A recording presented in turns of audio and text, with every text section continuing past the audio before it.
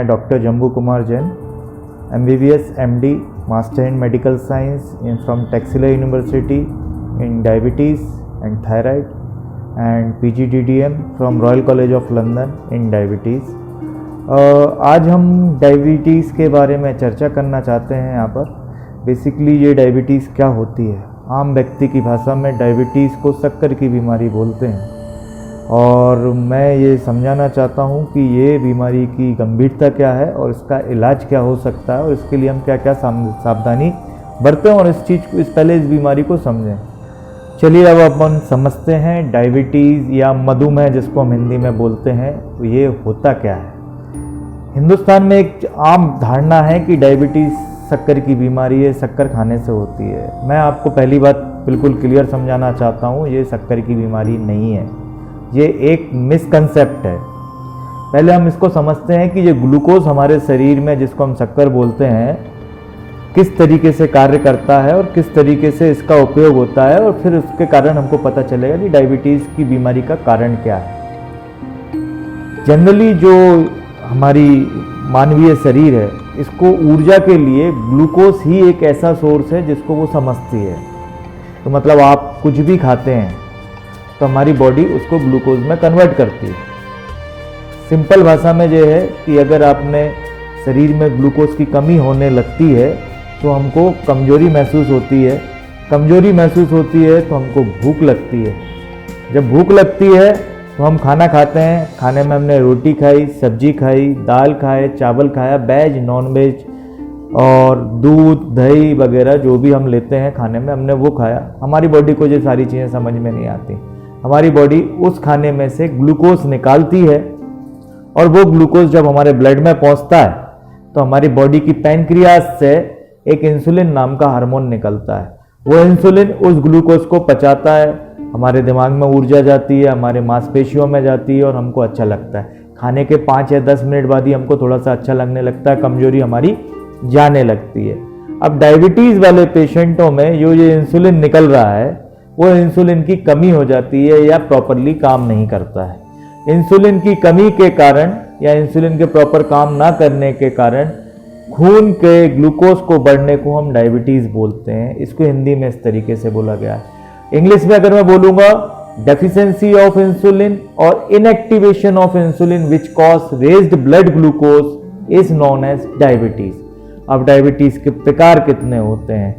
एक आम भाषा में अगर हम डायबिटीज़ के प्रकार देखें तो इसको हम तीन प्रकार में बोलते हैं। टाइप 1 डायबिटीज़ जिसमें हमको इंसुलिन देना पड़ता है, हमारे शरीर के अंदर इंसुलिन नहीं बनता है तो उसमें इंसुलिन के इंजेक्शन से हम इलाज करते हैं, उसको टाइप 1 बोलते हैं।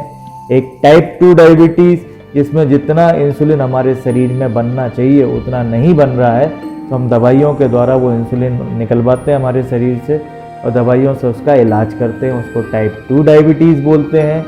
टाइप 2 टाइप 1 में कन्वर्ट हो सकती है।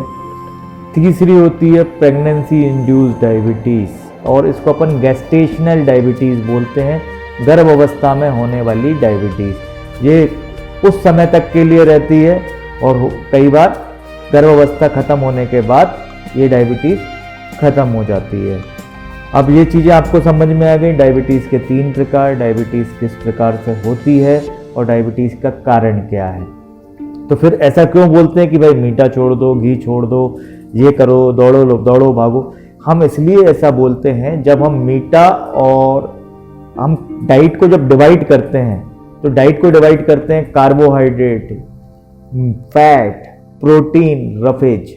कार्बोहाइड्रेट मतलब जो रोटी और चावल मुख्यतः, फैट घी तेल, प्रोटीन दालें और रफेज मतलब वो खाना जिसको खाने से पेट तो भरता है लेकिन ग्लूकोज इतना नहीं बढ़ता, मतलब सलाद। तो जब भी हम खाने को डिवाइड करते हैं तो हम देखते हैं कि जब हम फैट का 1 ग्राम तोड़ते हैं तो 9 यूनिट ग्लूकोज या 9 यूनिट एनर्जी निकलती है हमारी, और वहीं फैट और वहीं प्रोटीन और कार्बोहाइड्रेट को तोड़ते हैं तो 4-4.5 यूनिट निकलता है एनर्जी। इसका मतलब ये है कि ज़्यादा घी खाएंगे तो ज़्यादा एनर्जी निकलेगी और प्रोटीन को और कार्बोहाइड्रेट को खाएंगे तो कम एनर्जी निकलेगी। तो डाइट को इस तरीके से डिवाइड किया जाता है कि ज़्यादा प्रोटीन खाएं, घी तेल कम खाएं, कार्बोहाइड्रेट कम खाएं क्योंकि कार्बोहाइड्रेट डायरेक्टली ग्लूकोज में बदलता है। और जहाँ रफेज की बात कर रहा हूँ कि जिसको खाने से पेट तो भरता है लेकिन एनर्जी उतनी नहीं निकलती, ग्लूकोज उतना नहीं निकलता है, तो वो ज़्यादा खाएं।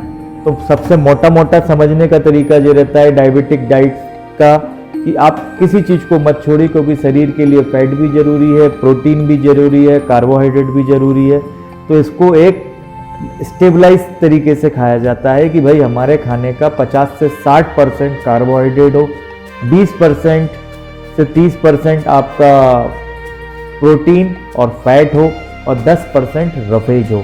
मतलब और मोटे तरीके से बोलूं तो खाना खाने से पहले 1 प्लेट सलाद खाएं और जितनी रोटियां खाते थे उसमें से 1 रोटी या आधी रोटी कम करें, जितना चावल खाते थे उस चावल को आधा कर लें और रोटी और बाकी सब्जी और दाल जितनी लेते हैं वो रेगुलर लीजिए।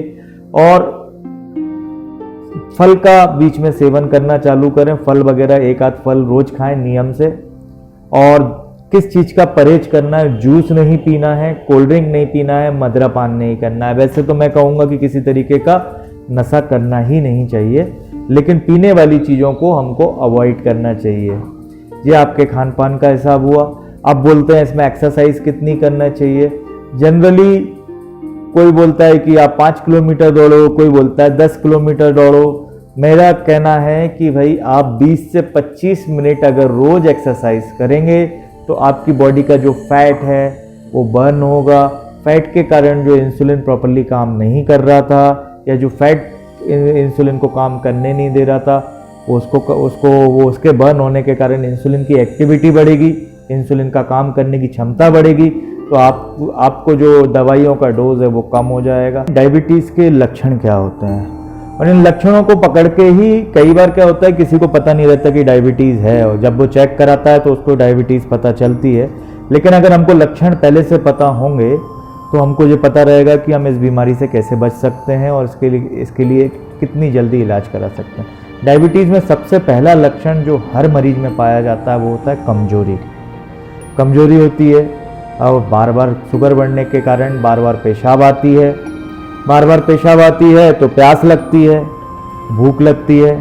तो मतलब जो 4 मुख्य लक्षण हैं डायबिटीज़ के शुरुआती जो आपको देखने को मिलते हैं, कमजोरी होना, बार बार पेशाब आना, प्यास लगना और भूख लगना।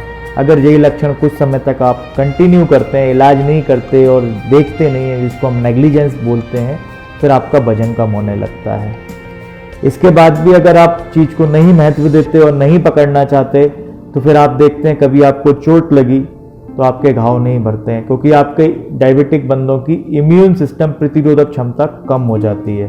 तो जो घाव पहले 2 दिन में भर जाता था अब 4 दिन, 10 दिन, 15 दिन में भर रहा है या भर ही नहीं रहा है। और जो पहले जिस व्यक्ति को बीमारियां नहीं होती थी अब उसको छोटी सी सर्दी खांसी भी होने लगती है। जवान पुरुषों के अंदर नपुंसकता आने लगती है, महिलाओं के अंदर नपुंसकता आने लगती है। और अगर इसके बाद भी आप नहीं समझते हैं तो ये बढ़ती हुई शक्कर आपकी नसों में जाके जमा होने लगती है। अब कौन सी नस में जमा हो रही है ये किसी को भी नहीं मालूम। अगर हार्ट की नस में जमा हुई तो हार्ट की नस को ब्लॉक करेगी तो आपको हार्ट अटैक आ सकता है। इसको अपन डायबिटिक कार्डियोपैथी बोलते हैं। अगर दिमाग की नस में हुई तो पैरालिसिस का अटैक बन सकता है, इसको अपन सीवियर अटैक बोलते हैं। अगर आंखों में हुई तो आपकी रेटिना को डैमेज हो सकता है या कैटरेक्ट हो सकता है, इसको अपन डायबिटिक रेटिनोपैथी बोलते हैं। अगर गुर्दों की नसों में हुई तो आपके गुर्दे खराब हो सकते हैं, इसको अपन डायबिटिक नेफ्रोपैथी बोलते हैं। हाथ पाँव में झुंझुनी आना या रात के वक्त ऐसा लगता है कि जैसे पाँव में कुछ चल रहा है या जलन हो रही है, इसको अपन डायबिटिक न्यूरोपैथी बोलते हैं। पहले डायबिटीज़ आपकी ज़िंदगी को ख़राब करेगा, कमज़ोर करेगा, रहने की क्षमता कम खराब करेगा। बाद में अगर अपन इसका इलाज नहीं कराते हैं तो फिर आपको नपुंसक बनाएगा। इधर भी अपन इलाज नहीं कराते हैं तो फिर जो आपको बिस्तर पर पटक सकता है, हार्ट अटैक ला सकता है, पैरालिसिस का अटैक ला सकता है, गुर्दा खराब कर सकता है, आंखों की रोशनी जा सकती है, रात को सोते वक्त हाथ पाँव में जलन हो सकती है। इसलिए मेरा ये निवेदन है इन लक्षणों को आप समझें और अपना डायबिटीज़ का अति शीघ्र इलाज कराएं। चलिए अब मैं आपको कुछ अच्छी बातें बताता हूँ। अभी तक आप डायबिटीज़ से डर रहे थे, लेकिन अब आपको एक चीज़ बताता हूँ कि diabetes is a complete curable disease. हमारे पास डायबिटीज़ का क्योर है, इलाज है। मतलब कितनी भी बढ़ी हुई शक्कर है उसको हम दवाइयों से या इंसुलिन से कंट्रोल कर सकते हैं। लेकिन इसमें एक चीज़ है कि आप उसी डॉक्टर से संपर्क करें जो इस डायबिटीज़ का इलाज को समझता हो, इसका इलाज करता हो। दूसरी चीज़ ये है कि डायबिटीज़ को आप इतने हल्के में भी ना लें कि जाके मेडिकल से बिना डॉक्टर की सलाह के दवाई लेके आ गए। जैसे सर्दी जुकाम के हमारे हिंदुस्तान में दवाइयाँ नॉर्मली लेते हैं।